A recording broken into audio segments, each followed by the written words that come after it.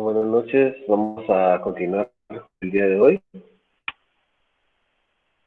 Por este efecto voy a apagar mi pantalla para evitar el fotos, para que la televisión se enfoque. Vamos a pantalla.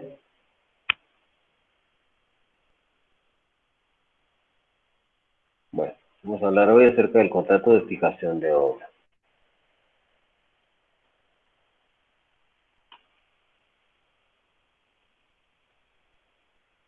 Este contrato surge de la vida, tiene su génesis, tiene su origen, cuando el autor de una obra, ¿verdad? O sus derechos también, autoriza a la persona individual o jurídica a incluirla en una obra audiovisual o en un fonograma para su reproducción o para su distribución. Quiere decir que es una persona que tiene un derecho de autor y permite que otra persona fije esta obra en un disco CD o en cualquier otro, un fonograma, que son dispositivos que pueden reproducir la obra. Si nosotros recordamos, cuando vimos las definiciones, establecimos en esta oportunidad, en el artículo 4, dice toda fijación de los sonidos en una ejecución o interpretación o de otros sonidos o de una representación de sonidos que no sean en forma de una fijación incluida en una obra cinematográfica o audiovisual. Entonces, prácticamente es cuando se fija una obra en un material fijo para que se pueda reproducir ¿verdad? Para que se pueda reproducir.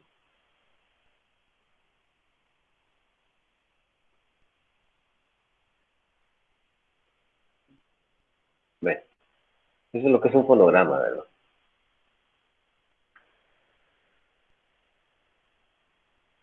Una obra audiovisual, dice, es toda creación expresada,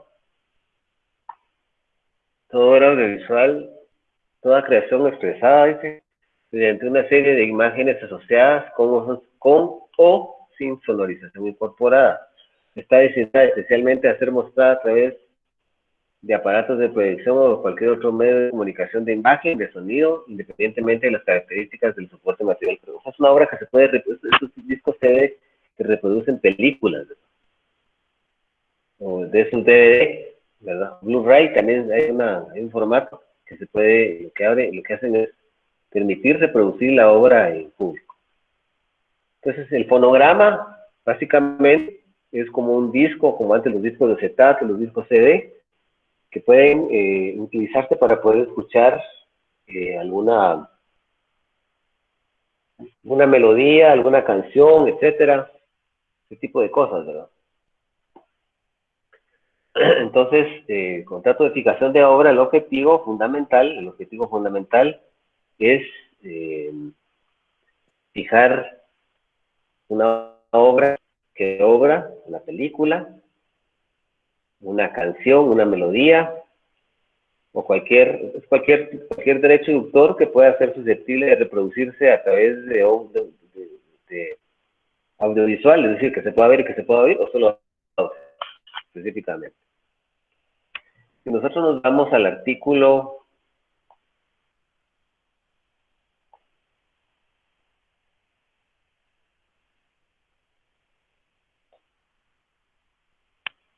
94, me parece.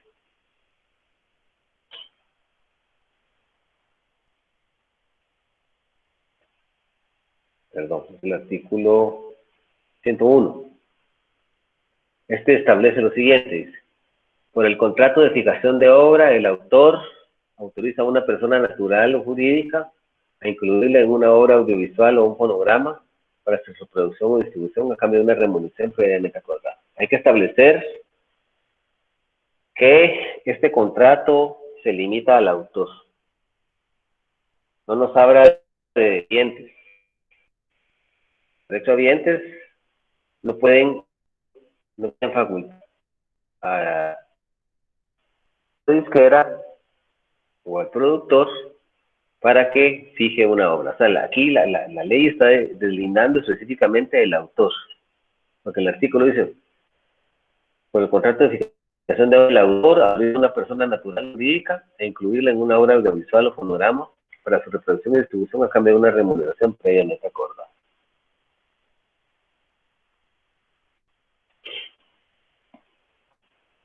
Vamos a analizar ahora, esto ya lo habíamos visto, ¿verdad? Lo acabamos de ubicar en la ley, pero vale la pena que lo tengamos aquí para que lo podamos analizar. Ya habíamos dicho que la obra individual, ya le explicamos cuál es, ya la leímos en la ley, pero ahí tienen ustedes la diapositiva para que ustedes la puedan ver.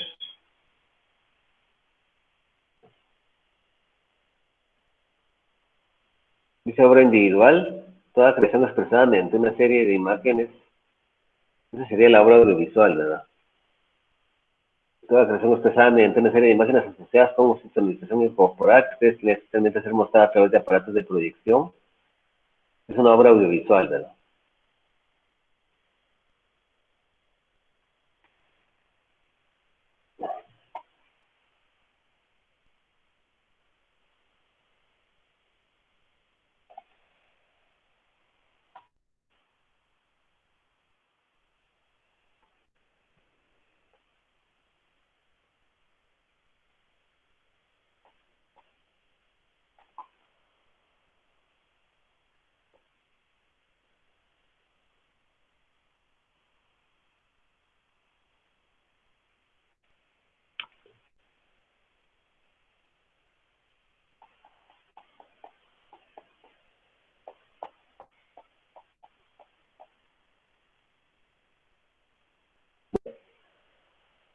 Obra audiovisual. Bueno, lo habíamos definido, definimos lo que es un fonograma, nos vamos a pasar esto. Esto lo habíamos visto. Vamos a hacer con los elementos subjetivos. Entre los elementos subjetivos que intervienen en este contrato es el autor, ¿verdad? Aquí no interviene el derecho habiente. Recuérdense, es clara la ley al establecer que únicamente interviene el autor. ¿Sí? Bueno, aparte del autor, entre los objetivos, también el reproductor. El productor, una loca que de forma profesional, de forma habitual, se dedica a fijar los derechos de autor en una obra audiovisual o en un programa para extenderlo al público. Como estamos hablando, pues es un disco en cualquier formato, CD, Blu-ray,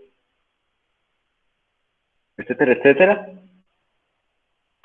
cuyo objetivo es extenderse al público para que pueda reproducirse. Si por ahí alguien me puede preguntar qué pueda con estas aplicaciones de paga, pues los formatos de audio, audiovisuales o de fonogramas han sido cedidos a esas aplicaciones de paga para que uno pueda pagar y las pueda escuchar. Prácticamente ese sería otro tipo de contrato. Esas aplicaciones de paga. Fundamentalmente aquí estamos sobre el formato. Si nosotros, por ejemplo, quisiéramos una película, la podemos comprar en línea. Entonces, cuando ya la compramos, ya es nuestra. Entonces, ese formato electrónico en donde la compramos, ese ya es prácticamente una obra audiovisual. ¿Sí? Y cuando nosotros la compramos en físico, también es lo mismo. Pero si compramos nosotros un disco, por ejemplo, de Ricardo Arjona o de algún artista, ese es un fonograma, ¿verdad?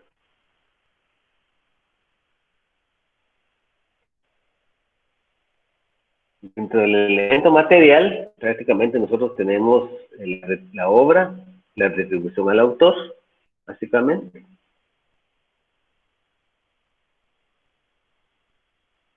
Entre los elementos formales, pues la ley no establece ninguna forma, no establece alguna solemnidad, formalidad. Y en los otros dos tipos de contratos, sí, establecimos que era aconsejable que se hiciera a través de toda escritura pública. Yo aconsejo que también se haga aquí, para mayor seguridad del titular del derecho de autor. Pero fundamentalmente debe establecerse que debe quedar por escrito. Eso con fundamento en el artículo 74. Más adelante vamos a analizar esa parte.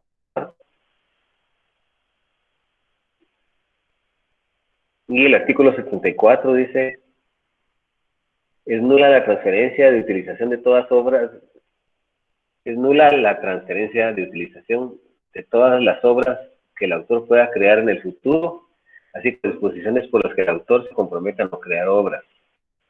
El contrato de transferencia debe formalizarse por escrito. Se formaliza por escrito.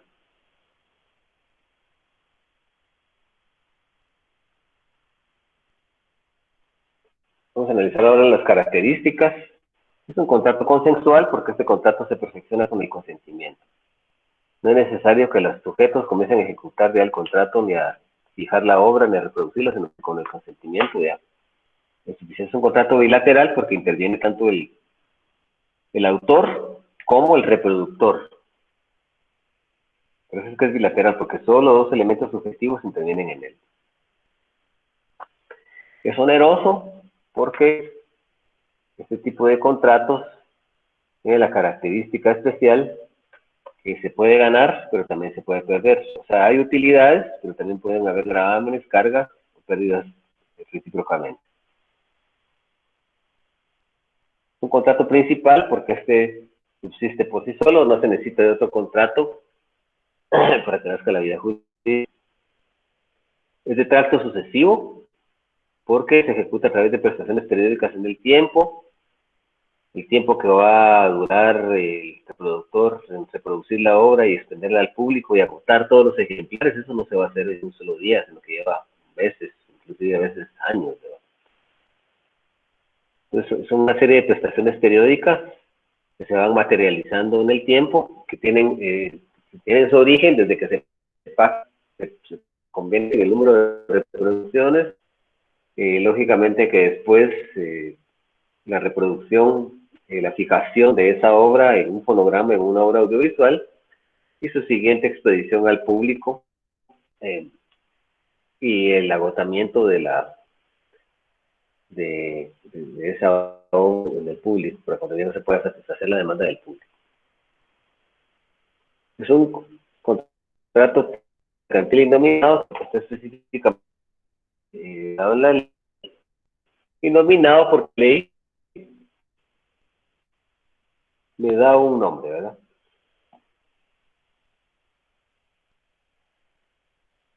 Bueno, antes del contrato de seguro, quisiera que analicemos un poquito la transferencia de los derechos, que es un dispositivo aplicable sobre de estos tres contratos que acabamos de analizar.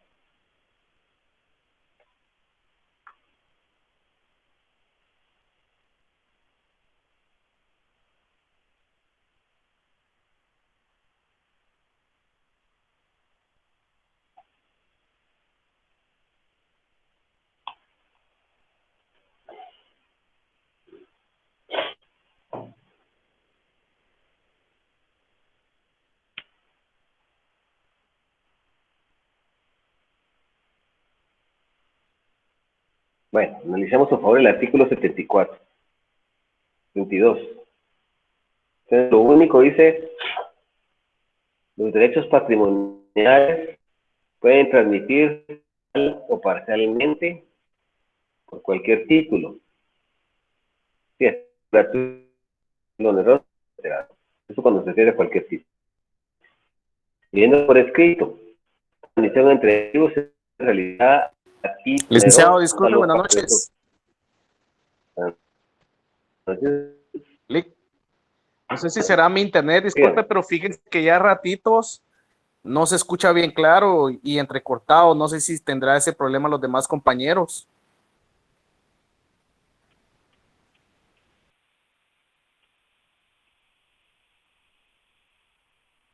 Permítame, voy a ver cómo está el internet de aquí del acto de continuar, ¿eh?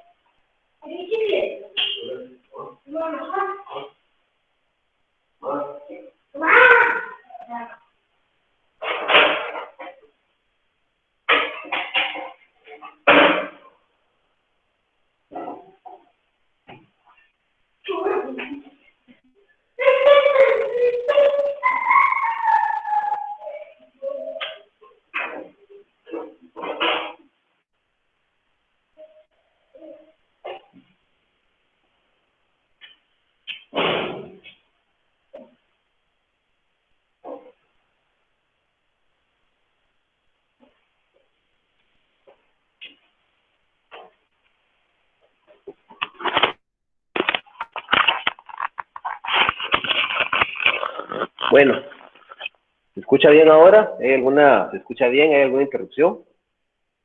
Por favor, a ver, Kevin López. Se escucha bien, ahorita se escucha muy bien. Job Castle, digo, Goblin, ¿se escucha bien? Ahorita sí, ya no hay interrupción. Esperemos que siga así. Ok. A ver, está bien, bueno, vamos a continuar. Entonces le damos esto es importante porque esos artículos tienen relación, fundamentalmente, con los contratos que acabamos de analizar. ¿Sí?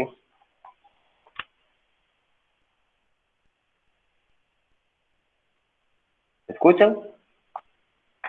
Bueno, entonces analicemos, dice, los derechos patrimoniales pueden transmitirse total o parcialmente por cualquier título. Cuando habla del título, es título gratuito o oneroso. Dice, debiendo constar por escrito, tiene que constar por escrito. Toda transmisión entre vivos se presume hecha a título oneroso solo por tres contrario.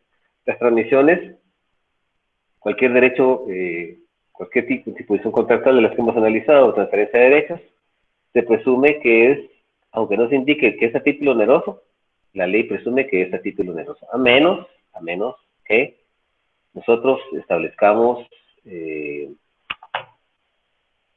lo contrario, ¿verdad? Por favor, le voy a pedir a un compañero que tiene encendida su cámara, si fuera tan cansino de apagarla, porque entonces a él miremos fuentes. Apague su cámara, por favor.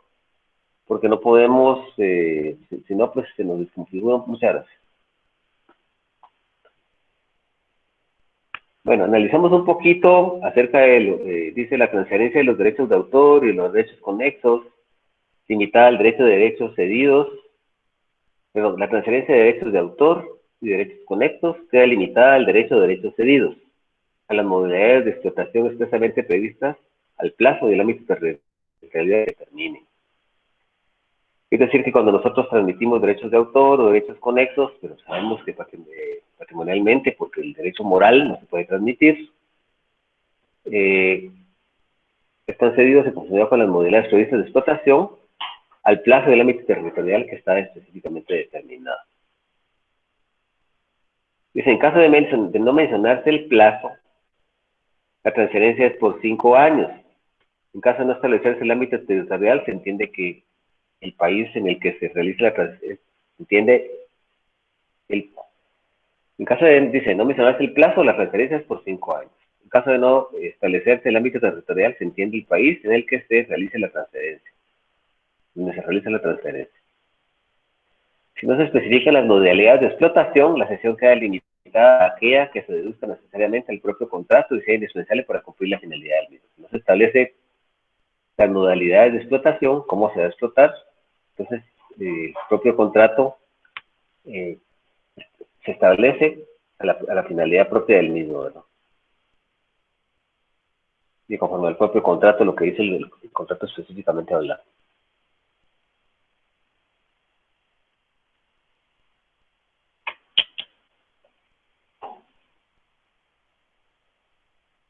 Dice el artículo 74,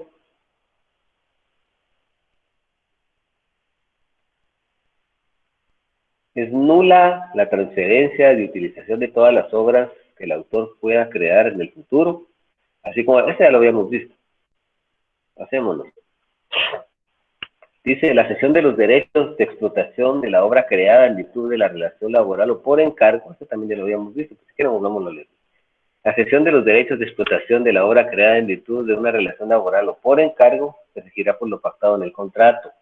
A falta de pacto escrito, se presumirá que los derechos de explotación han sido cedidos en exclusiva o con alcance necesario para el ejercicio de la actividad habitual del cesionario en el momento de la entrega de la obra realizada. Es decir, cuando contratan a un titular de un derecho de autor, ya sea en un contrato específico o a través de una relación laboral para que produzca una obra, pues lógicamente que habíamos establecido esta oportunidad que él es el dueño del derecho, el derecho moral, pero el derecho patrimonial, pues lógicamente que su patrono o el cesionario tiene la obligación de poderlo explotar, es de carácter patrimonial, ¿verdad? Para poderlo explotar.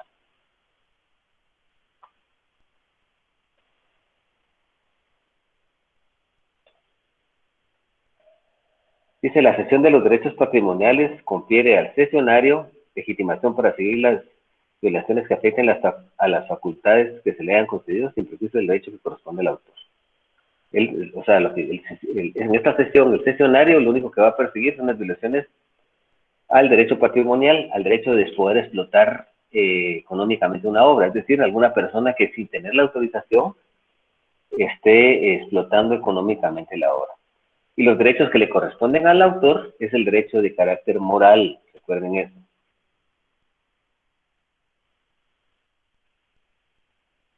Dice, la transferencia de derechos por parte del cesionario puede hacerse total o parcialmente y no requiere autorización del cedente, salvo factos que se encontrar. ¿Qué quiere decir? Que la persona a la cual se le cedió ese uso patrimonial, ya sea contractualmente o a través de una relación laboral, a su vez, quien contrató los servicios del autor para que produjera una obra y beneficiarse de los derechos patrimoniales, también los puede ceder. Es decir, yo, Estorro Chavarría, contrato a Hoblin para que realice una obra, hacemos un contrato, yo me voy a aprovechar de esos derechos patrimoniales, pues yo después, Estorro Chavarría, puedo ceder esos derechos patrimoniales, se los puedo dar a Kevin López, se los puedo dar a Saúl Grajeda o a Roberto Deleuze, se los puedo ceder, ¿sí? Para que exploten patrimonialmente la obra. Recuérdense que el derecho patrimonial es la explotación económica de la obra, ¿sí? Mientras que el derecho moral es aquel derecho a mantener incólume la obra, a mantener la obra intacta, el derecho a reclamar la paternidad de la obra y el derecho a que esa obra no sea modificada, sino es con autorización expresa del autor. Artículo 78. Dice, el que adquiera un derecho de utilización tendrá que cumplir las obligaciones contraídas por el cesionario en virtud del contrato con el autor. Las obligaciones que se tiene y que tenía la persona primitiva con el autor son las relativas a remunerarle, en todo caso, si existe una remuneración, por esa decisión patrimonial, pero sobre todo el respeto a los derechos morales. El adquiriente responderá ante el autor solidariamente con el tramitente por las obligaciones contraídas por aquel en el respectivo contrato, así como la compensación de los daños y perjuicios que pueda causarle por el cumplimiento de algunas de dichas obligaciones contractuales.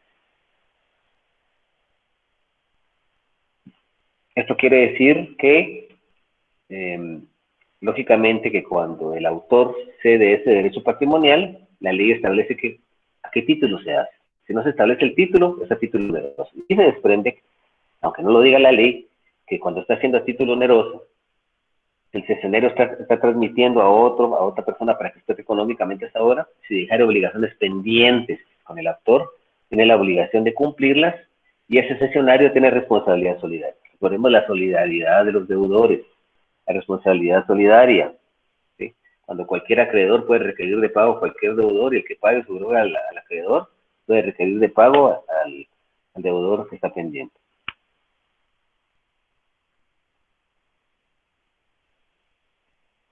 El artículo 79 dice, la retribución del autor podrá pactarse en forma proporcional a los ingresos obtenidos por el cesionario, por la utilización de la obra o por un monto fijo. Eso que no tiene mucha claridad, creo que no tiene mayor.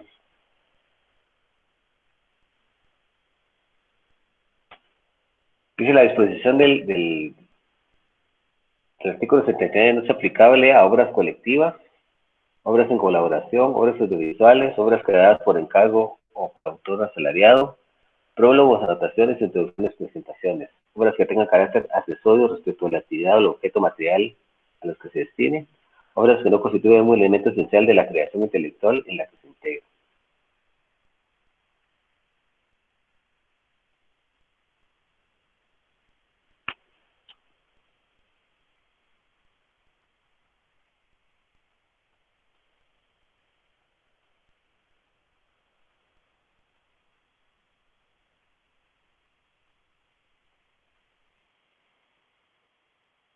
¿Está escuchando bien la transmisión, no?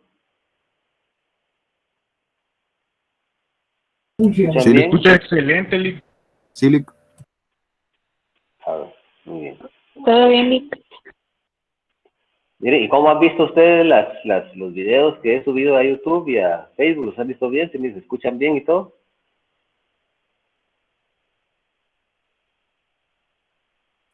Fíjese que justo ahorita se cortó Lick, no se le entendió lo que dijo. Bueno, ¿han escuchado los videos de YouTube que he subido?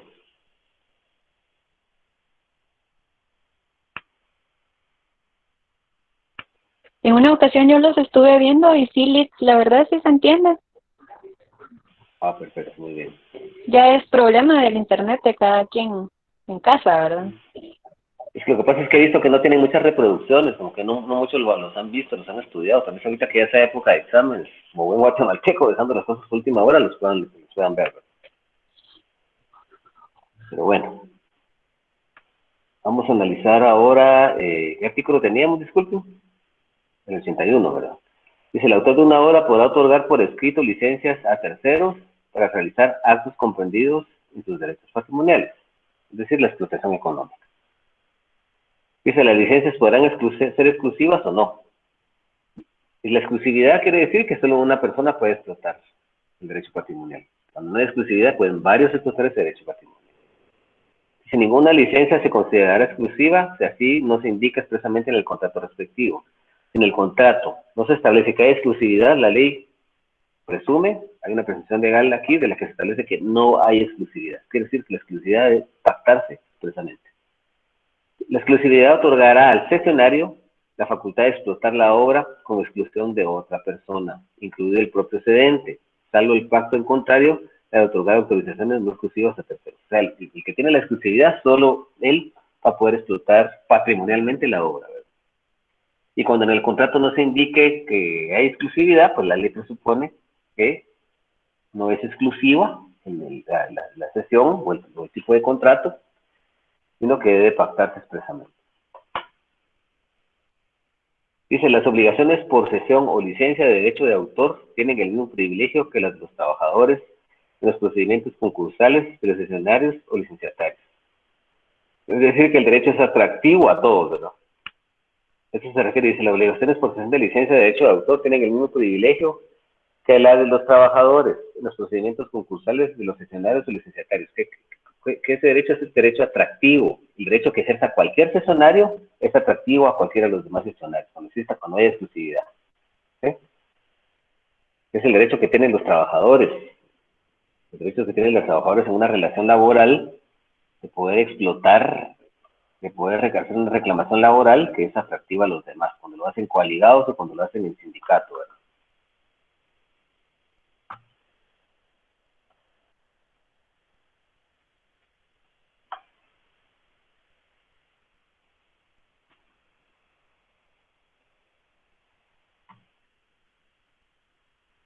Permítanme, yo no estoy aquí. Bueno, vamos a ver aquí.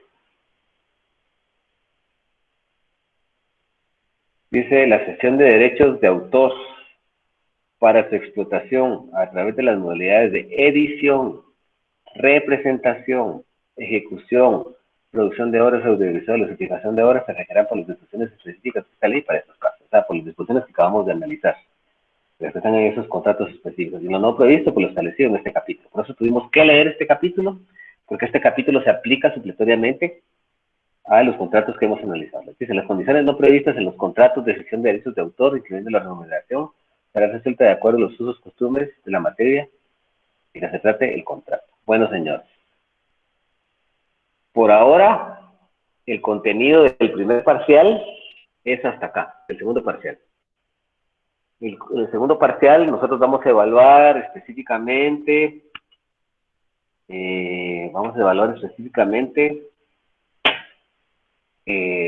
desde cuando yo me dije que me llamaba Rodolfo Cerro Chavarría hasta donde vamos. No son mentiras. Va a entrar, les voy a decir qué contratos van a entrar en esta segunda parte.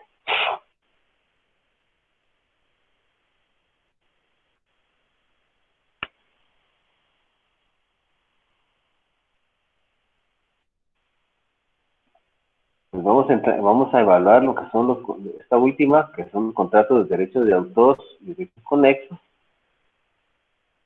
Eso va a entrar a parte del contenido. También tendríamos que analizar todos los contratos. También, vamos a ver si aquí las diapositivas.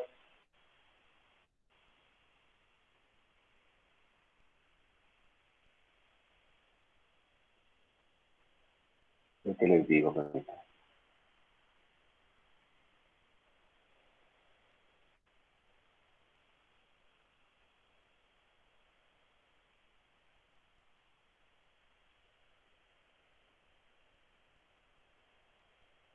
Tenemos que evaluar.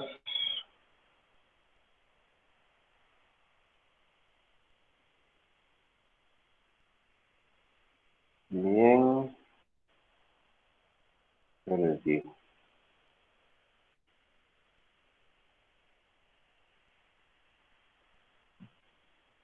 Todo lo del crédito documentario, las diapositivas del crédito documentario, lo que le habla de fideicomiso.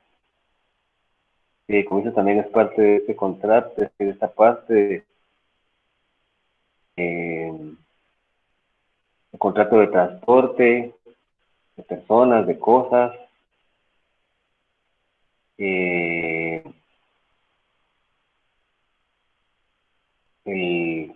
contrato de participación, ¿verdad? También ese.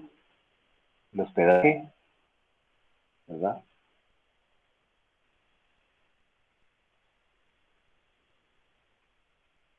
Pero esos contratos son los que entrarían ahorita.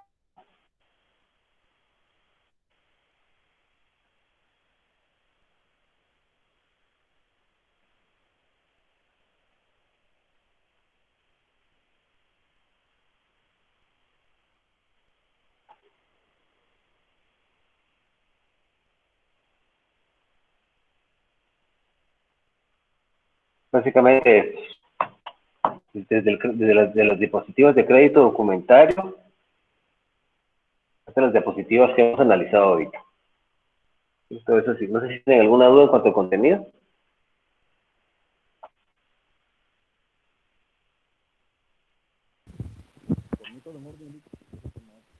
Bueno, entonces el examen, ya les mandé ahí el calendario, ya lo vieron, ¿verdad? El examen va a ser el día miércoles 30, ¿verdad? Miércoles 30 solo tenemos una hora es lo que nos autorizaron para poder responder.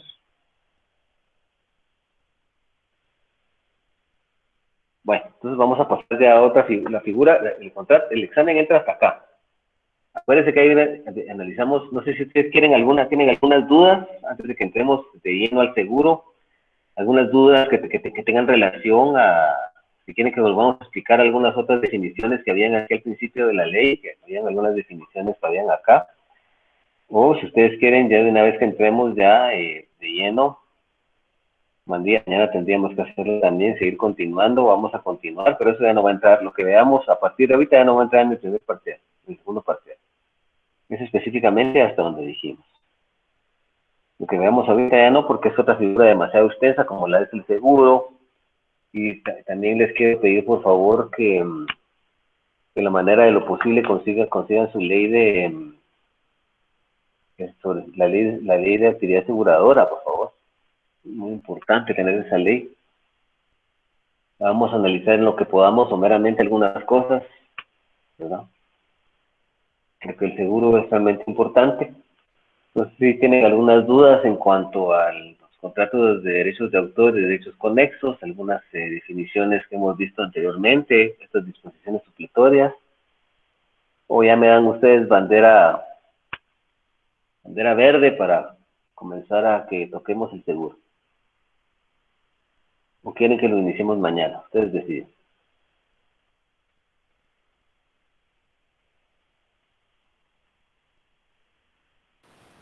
Bueno, como usted considere, ahí sí que usted va midiendo su tiempo, ¿verdad? Ahorita ya nos quedó claro que hasta este último contrato, a partir de ahorita ya es ya el material para el próximo parcial, finales. Exacto. Miren, nos vamos a quedar por aquí hoy. ¿Quieren que siga? Si no, pues, si quieren mejor comenzamos de una vez con el seguro, ¿les parece, no? Para aprovechar el tiempo. Por mí está bien, Lee. Bueno, entonces vamos a comenzar a hablar del seguro. Recuérdense que este tema del seguro es un tema que vamos a evaluar en el examen final. No va a ser objeto de evaluación ahora. Entonces platiquemos nosotros ya un poquito del seguro. Un contrato muy interesante. Bueno.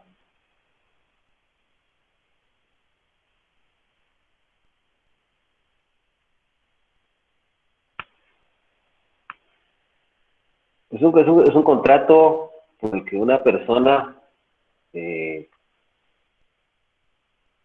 mediante una retribución, se obliga a la retribución denominada prima, así se le llama la retribución o precio del contrato de seguro, se le llama prima. Entonces es una persona que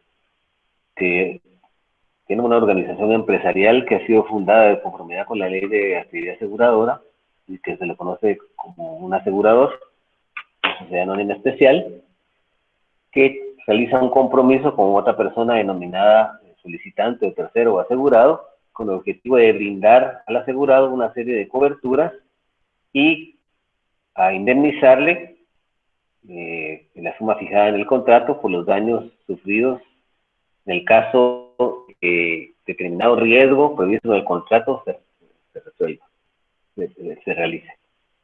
Entonces, básicamente, el contrato de seguro, lo que nosotros hacemos es trasladarle determinados riesgos al asegurador. Esto es lo que le trasladamos. ¿Qué riesgo le vamos a trasladar? El riesgo de la vida, el riesgo de la enfermedad, el riesgo del robo, el riesgo del daño de un patrimonio, el riesgo de algún perjuicio que pueda ocurrir. Entonces eso es lo que se le va a trasladar al asegurador, el riesgo. Eso es lo que se le traslada. Y básicamente la ley tiene varias definiciones, pero el riesgo básicamente lo define la ley como toda eventualidad prevista en la póliza que puede provocar la pérdida prevista en la póliza. ¿Sí? El riesgo es una eventualidad de un caso fortuito que puede provocar la pérdida prevista en la póliza. Tiene que ser algo fortuito, porque si es algo cierto, el seguro ya deja de ser seguro. A mí, no, por ejemplo, no van a asegurar a una persona seguro de vida o seguro médico si saben que esa persona tiene COVID o que tiene SIDA. No la van a asegurar. No van a asegurar a un piloto que es un ebrio consuetudinario o toxicómano que ha tenido 7 u 8 accidentes de tránsito. No. Entonces, ese riesgo, o sea, el espíritu de este contrato es que fundamentalmente el asegurador, que es una sociedad anónima especial fundada de conformidad con la ley de actividad aseguradora y el Código de Comercio, le vamos a trasladar el riesgo, que es la eventualidad de un caso fortuito que pueda provocar la pérdida prevista en la póliza. ¿Qué pérdida? La muerte de una persona, el robo de algún bien, el incendio de algún bien, la enfermedad de una persona. Y hay varios tipos de seguro que vamos a analizar. Entonces, esa eventualidad de todo caso fortuito, lo que vamos a trasladarle es lo que le vamos a trasladar al asegurador. El asegurador lo va a tomar para sí y cuando ocurra esa eventualidad, entonces nos va a indemnizar. ¿Cómo nos va a indemnizar? A través de una cantidad de dinero, mediante la restitución de la cosa, si de la manera de que se trata de lo posible, o mediante el pago de una cantidad de dinero. ¿Sí? Porque cuando esa eventualidad está prevista en la póliza, la muerte de esa persona, el robo de un vehículo, la enfermedad de una persona, entonces, cuando esa eventualidad se materializa en el mundo fenoménico exterior, se materializa en la realidad, ocurre y tiene una entidad real, entonces ya se llama siniestro. Y el siniestro es la materialización del riesgo, la existencia del riesgo, la ocurrencia del riesgo asegurado, como dice la ley. Si nosotros analizamos el artículo 874 del Código de Comercio, Este artículo es claro en establecer, dice, por el contrato de seguro, dice, que el asegurador se obliga a resarcir un daño o a pagar una suma de dinero al realizarse la eventualidad prevista en el contrato. El asegurado va a tomar el seguro y se obliga a pagar la prima correspondiente. La retribución o precio del contrato de seguro se llama prima. ¿Sí? Prima. Y la prima se puede dividir, puede ser un pago único, puede ser un pago anual, puede ser un pago semestral, bimestral, mensual, etcétera, ¿verdad? Pero es una sola. Que permita el fraccionamiento de pagos es otra cosa totalmente distinta, pero la póliza es solo una. Digo, la prima es solo una. La póliza es el elemento material que soporta el contrato de seguro. La póliza va a contener ese elemento formal, lo que va a contener el contrato de seguro. ¿Sí? Ahí se va a solemnizar en la póliza. Entonces hay que establecer fundamentalmente que el objetivo primordial del asegurador es adquirir los riesgos y lógicamente que van a resarcir ese daño cuando se materialice. ¿Qué es lo que van a resarcir ellos? El siniestro. Cuando el siniestro ocurre, que es la ocurrencia del riesgo asegurado, va a provocar la pérdida prevista en la póliza. Y esa pérdida se traduce en daños.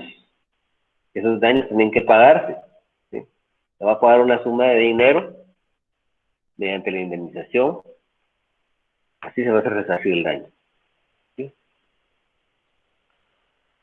Y el artículo 874, que ya lo habíamos visto, es claro en ese aspecto. Sería importante vamos a analizar a ver qué hay por aquí.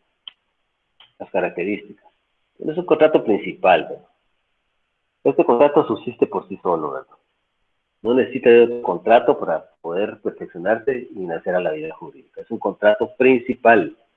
Porque eso, cuando hablamos de principal, se establece el espíritu de lo principal, la característica principal es que el contrato subsiste por sí solo. No necesita de otro ulterior contrato para perfeccionarse y nacer a la... Esa es la característica principal. Cuando el contrato subsiste por sí solo, cuando no necesita de otro contrato mercantil para poder quedar perfecto y para poder crear efectos jurídicos. Es un contrato típicamente mercantil, y cuando estamos hablando que es típico mercantil, se establece que es porque está regulado en Código de Comercio, porque está regulado en nuestro ordenamiento jurídico. Es típico porque está regulado en el ordenamiento, porque está regulado en el Código de Comercio, porque está regulado en una ley específica, que es el Código de Comercio, una ley ordinaria, por eso es típico. Si no estuviera regulado en la ley, entonces el contrato es atípico. Nosotros ya vamos de una forma específica. Típico mercantil quiere decir que está regulado específicamente en la ley a través de una normativa específica de ese contrato que lo regula de una forma tal que es comprensible. Mientras que los contratos atípicos son aquellos que no están regulados de forma expresa en la ley, sí tienen una realidad, existen, pero eso ha sido a través de la costumbre y la práctica comercial. ¿Sí? Tienen un asidero legal, pero no están tipificados específicamente en la ley. Y a la hora de tipificar, no estamos hablando del tipo penal, no estamos hablando de la subsunción de un hecho acaecido en un fenómeno posterior que lesiona o pone en peligro un bien jurídico tutelado que tengamos que subsumir a una figura tipo. No. Cuando hablamos, esa palabra de tipificar la podemos usar no solo en lo mercantil, sino en lo civil o en lo laboral, cuando estamos estableciendo que esa figura existe, ¿no? Que tiene una existencia real. Estamos hablando que este contrato es bilateral porque al momento de contratarse se realiza entre el asegurado, fundamentalmente, y el asegurador. El asegurado y el asegurador.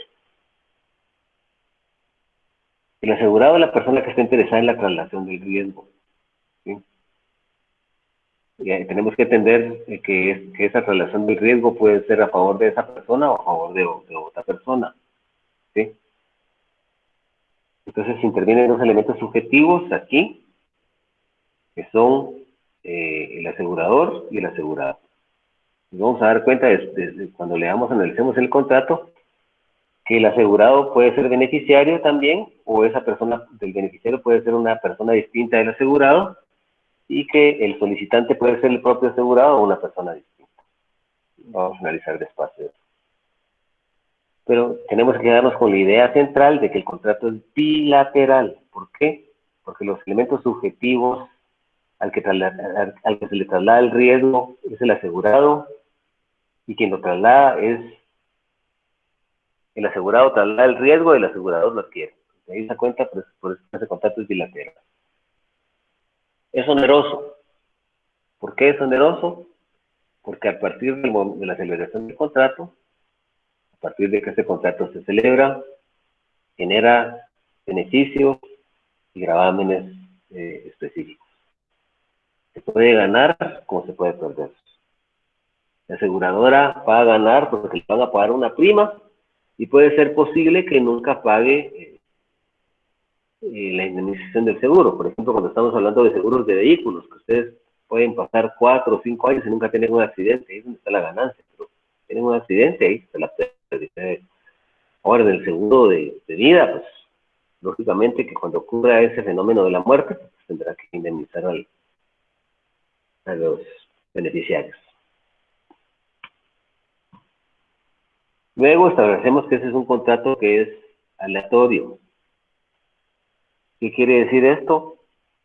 Que el contrato, recordemos que un contrato es oneroso, puede ser oneroso conmutativo o aleatorio. El contrato es aleatorio cuando las prestaciones dependen de un acontecimiento futuro incierto que va a marcar el nacimiento de una relación jurídica. En este caso, el contrato es aleatorio porque para que el asegurador pueda indemnizar al asegurado, tiene que acaecer el siniestro. Recuerden que el siniestro es la ocurrencia del riesgo asegurado. Y el riesgo, recuerden ustedes, es la eventualidad de un caso fortuito que puede provocar la pérdida prevista en la póliza. El deceso de alguna persona, la muerte de alguna persona. Si no estamos hablando de un vehículo, el robo de un vehículo, el daño de un vehículo, ¿sí? Eso es lo que se va a asegurar. Entonces, es aleatorio porque las prestaciones no se presumen ciertas ideas a partir de la celebración del contrato, sino dependen de un acontecimiento futuro o incierto que va a marcar, lógicamente, el nacimiento de la obligación, en este caso del asegurador, que es el pago de la indemnización, o la restitución, en todo caso, de la cosa, si es que así se pudiera dar. ¿Sí? A resarcir ese daño o a pagar la suma, así como lo dice el artículo 674. Adicionalmente a esto, es un contrato de tracto sucesivo. Recuérdense que qué diferencia hay entre un contrato de tracto sucesivo de un contrato de tracto único. En un contrato de tracto único, la prestación solo se ejecuta una vez. Contrato de compra-venta, y me dan mi casa, yo pago un precio por ella, la he pagado, gracias a Dios, ahí se acabó. Tracto único. En cambio, este contrato de seguro no es un contrato de tracto único, es un contrato de tracto sucesivo. ¿Por qué? Porque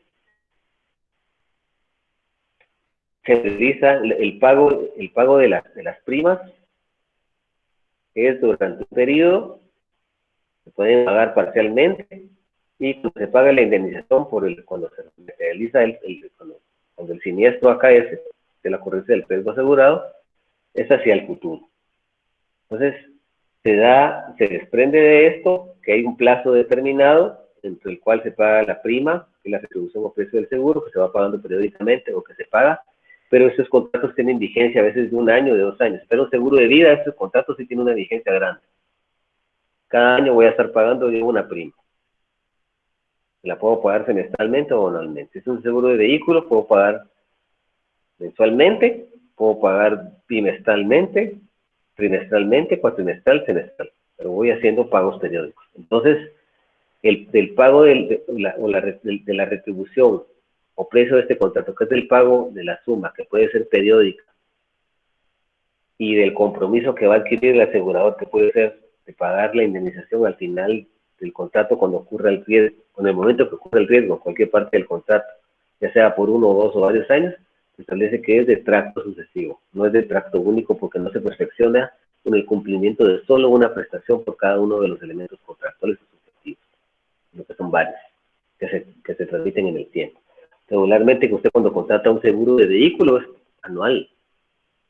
Regularmente, cuando usted contrata un seguro por estar, es durante la vigencia del plan del celular, mientras usted renueva y obtiene otro celular. Cuando usted paga un seguro por daños de mercaderías que viajan de un lugar a otro, es durante el viaje, ¿verdad? Y así. Entonces, ese es el tracto sucesivo. Se realizan varias prestaciones en este tipo de contratos que se materializan en el tiempo.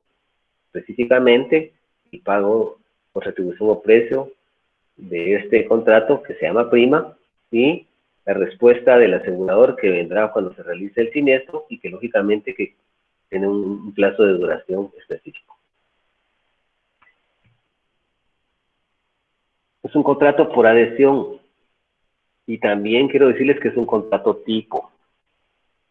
Es un contrato por adhesión porque es un contrato en donde el asegurado no tiene mayor poder de negociar las condiciones del contrato, las estipulaciones con la persona del asegurador. El asegurado debe adherirse a las condiciones del contrato. No tiene, estos contratos son contratos que son duramente criticados porque algunas veces se ponen al asegurador en una posición desventajosa. Pues por eso hay que leer bien la póliza para ver si nos conviene y si no, pues hay varios tipos de seguro. Por ejemplo, de seguro médico hay varios tipos de contratos de seguro médico, hay varias coberturas, unas están incluidas o no, que si incluimos hospitales nacionales, que si incluimos hospitales del extranjero, que si incluimos solo a nivel de Centroamérica o a nivel del continente europeo, de América, Estados Unidos, Sudamérica, para la visita para los hospitales. Entonces, este es un contrato por adhesión. ¿Por qué? Porque las estipulaciones no las podemos negociar, no las podemos discutir a través del principio de autonomía de la voluntad con la aseguradora, con el asegurador, no las podemos discutir. Ellos ya tienen estandarizados ese tipo de contratos con estipulaciones a las cuales el asegurado tiene que adherirse. ¿Sí? Si a él no le gusta el seguro, tendrá que buscar otra compañía, tendrá que buscar otro asegurador, o tendrá que buscar algún otro plan de seguro, otro tipo de seguro. Regularmente las aseguradoras ofrecen varios seguros con diferentes coberturas, y así como son las coberturas, son el pago de la prima. ¿Sí? Entonces no hay facultad de poder negociar, de poder discutir las condiciones del contrato, las estipulaciones del contrato, ¿sí? Sino simple y sencillamente hay que adherir. Y aparte de ser un contrato por adhesión, es un contrato tipo. ¿Por qué? Porque eso lo habíamos dicho aquí hasta la sociedad de los contratos tipo. ¿Sí? Porque es un contrato que viene en un pre-redactado y viene estandarizado. ¿Sí? Estandarizado quiere decir que es un mismo formato para todas las personas que deseen contratar. La empresa aseguradora le ofrece para le ofrece un plan 1, un plan 2, un plan 3, un plan 4 y un plan 5. Cualquiera de esas personas que escojan cualquiera de esos planes ya tienen los contratos ya estandarizados, establecidos, ¿sí? Y están ya pues redactados, estandarizados en formularios, donde lo único que tenemos que hacer es estamparla así. Pero lógico, ojo, hay que leerlo, porque si no nos conviene, no lo vamos a firmar. Hay que saber, ¿sí? Hay que leer bien las coberturas, porque después nos ofrecen ciertas coberturas. O sea, los agentes de seguros son muy hábiles, muy inteligentes a la hora de vender un seguro. Nos ofrecen un montón de cosas. Y a la hora de la hora puede ser que ciertas cosas nos hay que leer bien la póliza. Hay que leer bien. Lean bien la póliza. Eso es muy importante.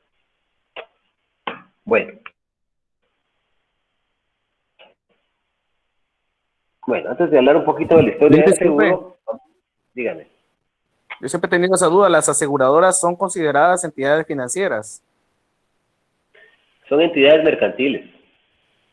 ¿Y qué institución las regula? Que la institución que las va a supervisar es la Superintendencia de Bancos. siempre, al igual que los demás bancos. Sí. Mire, las aseguradoras son entidades financieras. ¿Sí? Son entidades financieras.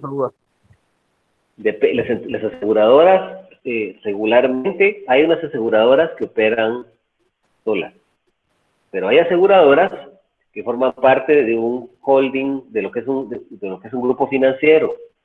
Recuérdense que en el grupo financiero, como lo hemos explicado algunas veces, tiene una sociedad controlada y varias sociedades controladoras. Perdón, una sociedad controladora y varias sociedades controladas. El banco es la sociedad controladora. Las sociedades controladas son las demás. Y dentro del portafolio de los bancos, entre otras como las financieras, como las casas de bolsa, como las casas de cambio, tenemos financieras y también tenemos las aseguradoras. ¿Sí? El Banco Industrial tiene su propia aseguradora, que son seguros universales. El Banco GIT tiene su propia aseguradora. El Banco GIT Continental tiene su aseguradora, que es Seguros GIT. ¿Sí? Y hay algunas aseguradoras que no forman parte de ningún grupo financiero. La mayoría, el Banco Rural tiene su aseguradora. Hay algunas aseguradoras que no forman parte del Banco Grupo Financiero.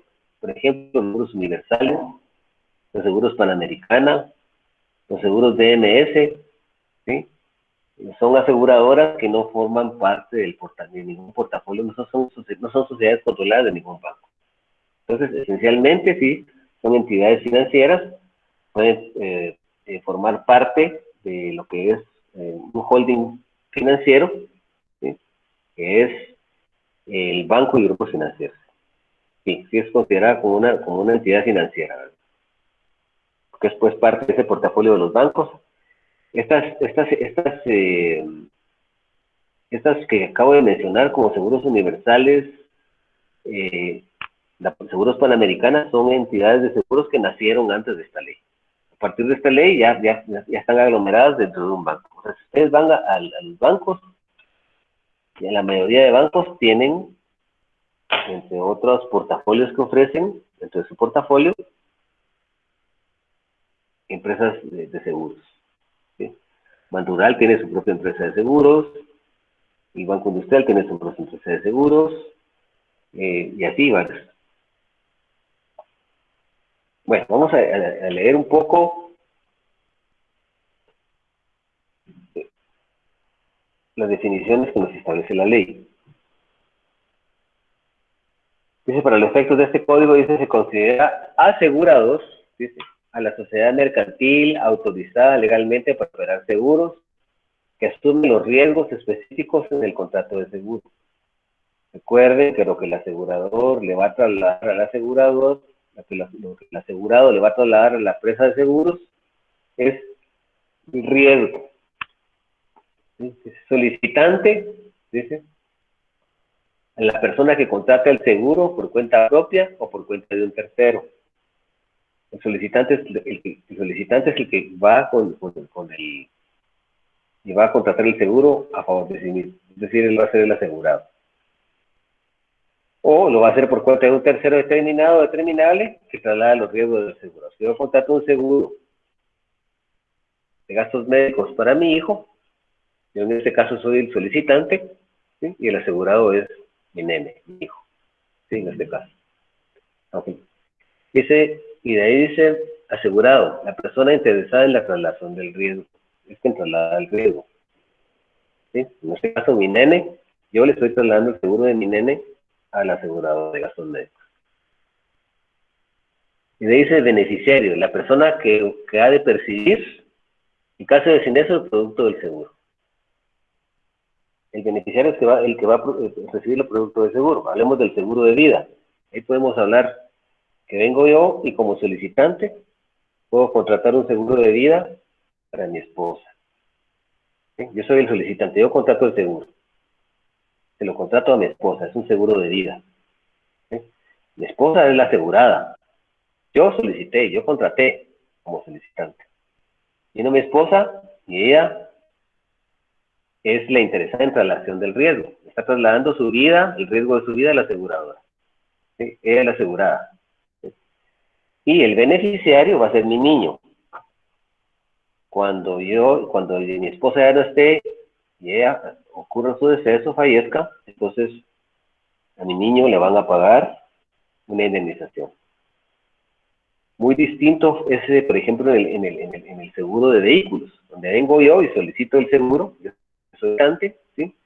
El asegurado soy yo, porque es mi vehículo, y el beneficiario soy yo, porque a mí me van a retribuir en caso de que mi vehículo lo choquen, se lo roben o se pierda. ¿Qué quiero decir con esto? ¿Qué quiero explicar? Que tanto la persona del solicitante, del asegurado y el beneficiario se pueden confundir en una misma persona o pueden ser personas distintas. Supongamos que yo vengo y contrato un seguro de vida. Yo como solicitante contrato un seguro de vida. ¿Sí? Contrato un seguro de vida donde yo le voy a trasladar mi vida, el riesgo de mi vida, para que me indemnicen a mi familia, a la empresa de seguro. Yo soy el solicitante, pero también soy el asegurado. ¿Por qué? Porque yo estoy trasladándole el riesgo de mi vida al banco. Y los beneficiarios, en este caso, van a ser mi esposa y mi hijo. En caso a mí me pase algo, ellos se van a beneficiar. Pero pongamos un ejemplo de un seguro médico. Yo solicito el seguro, yo soy el solicitante. Yo le voy a trasladar a la aseguradora el riesgo de mi salud. ¿Sí? Y en caso de que yo me enferme o que yo sufra alguna enfermedad, pues voy a tener un seguro hospitalario que me va a cubrir y el beneficiario voy a ser yo. Pongamos el ejemplo de mi hijo. Yo vengo como solicitante, voy a asegurar a mi hijo por un seguro médico hospitalario. Yo soy el solicitante, mi hijo no tiene capacidad legal ahorita para contratar por sí mismo. Entonces yo voy a ir, le voy a contratar un seguro de vida para en caso que le pueda cubrir sus vacunas, que me pueda con todas las enfermedades que él tenga ahorita que es menor de edad. ¿Sí? Yo como solicitante voy y hago el contrato. El asegurado es mi hijo. Él está trasladando a través de mí, que yo ejerzo por su potestad que lo represento, le estoy trasladando a la aseguradora el riesgo de la enfermedad de él. ¿Sí? Y el beneficiario en todo caso va a ser mi menor hijo. En el momento que él se enferme, yo lo voy a hospitalizar y el hospital va a tener, la aseguradora va a tener que cubrir los gastos médicos del hospital. Entonces estamos deslindar, podemos establecer que la persona es solicitante, asegurado y beneficiario, que son tres elementos subjetivos contractuales distintos, pueden confundirse en un mismo sujeto, dependiendo del tipo de seguro ante el cual estemos, que son cuestiones que nosotros vamos a analizar en el futuro, primero de Dios, cuando, que hoy sí que tenemos tiempo, vamos a analizar cada uno de los tipos de seguro. No sé si tienen alguna duda, por favor, en cuanto a este aspecto, si lo vieran ustedes bastante nebuloso, por favor, platiquemos de eso ahorita. Si tienen alguna duda en cuanto a eso, y si no, pues seguimos. ¿Hay alguna duda? A ver, Joblin.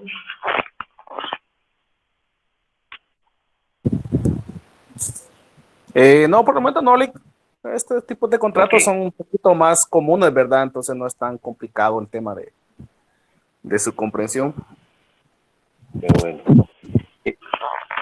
Miren, jóvenes, la verdad pregunten.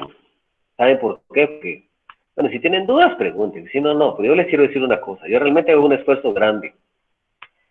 Es un esfuerzo grande para venirles a ustedes a dar lo mejor. Yo no vengo aquí cuando yo vengo aquí trato de haber dormido bien en la tarde, trato de salir temprano a mi oficina, de estudiar, de prepararme, de hacerles diapositivas, de entregar todo lo mejor que yo tengo para ustedes. Porque yo no les vengo a dar migajas, yo les vengo a dar todo. Cuando yo salgo a dar todo en cualquier parte de mi ejercicio profesional, ya sea en el litigio, en el notariado o donde sea. Yo salgo a darlo todo. Y por eso es que ustedes deben exigir a nosotros los catedráticos que cumplamos con las expectativas que ustedes piensan. Si ustedes hay una cosa que no es bien, que crean que está mal, ustedes ejercen sus reclámenes, porque ustedes son estudiantes de la Universidad de la Carolingia, en la Universidad de San Carlos, y nosotros como catedráticos estamos devolviendo algo que nosotros, intentando devolver, cumplir con un mandato, que nosotros hicimos un juramento que teníamos que devolverle a nuestra casa de estudios, lo que ella invirtió, tantos guatemaltecos que han invertido para que yo fuera abogado. Entonces, con base a esto, en algún momento ustedes exijan sus derechos, porque los catedráticos tenemos que prepararnos, tenemos que preparar educación de calidad y tenemos que venir a hablar aquí y desarrollar los contenidos temáticos de una forma clara, de una forma concisa, de una forma coherente, de una forma lógica. Creo que esos son los principios que son fundamentales. Bueno, entonces ya habíamos hablado del solicitante, de la asegurada y el beneficiario, ¿verdad?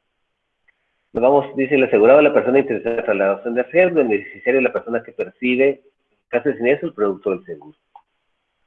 El beneficiario percibe el producto del seguro. La prima,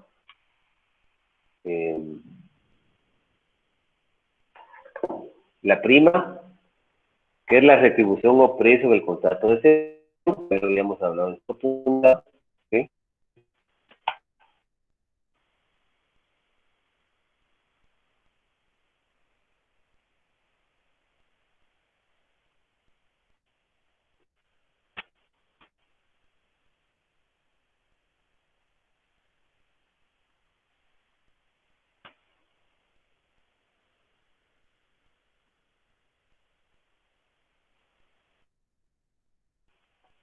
La prima es la retribución o precio del seguro, ¿sí? Es lo que ustedes van a pagar